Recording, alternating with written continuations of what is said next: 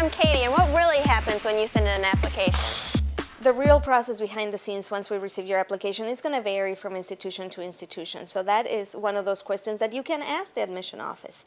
All of us have different systems that we go through, and I'm going to give you 3 examples so you understand what I'm saying by different systems. At a school the size of ours, we have the ability to review each one of those files individually. So not only 2 different people will read the entire file, but we will also have an admission committee that meets together and talks about that student's qualifications, and she is a good match for the institution.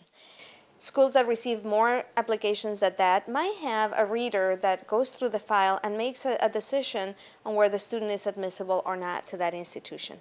But then you have the institutions that might receive tens of thousands of applications a year. So in those institutions, the system might be a lot more automated, where all your information will be fed into a computer that will review the information, and based on the rules that have been written for that institution will allow the admission office to know if you have all the qualifications that we're looking for or not. So there is not an easy answer for that question, but it is a question that you should be asking from all the institutions that you're applying to. Once we're actually looking at a file, this is what we're looking for.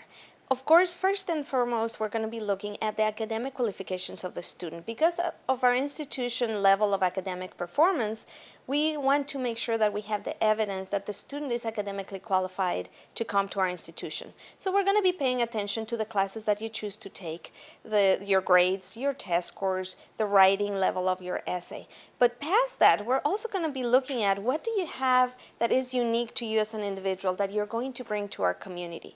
We know that we learn from each other as much as we learn in the classroom, so making sure that we have a balanced class that is going to help each other learn from each other is very important to us.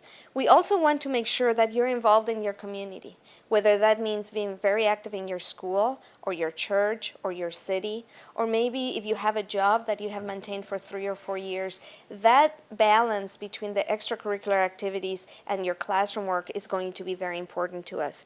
And at the end, we're looking for that match to make sure that our institution is the place where you're going to be able to thrive, you're going to be able to have a great academic career and then graduate and talk about us, and also that we are going to benefit from bringing you as an individual into our community.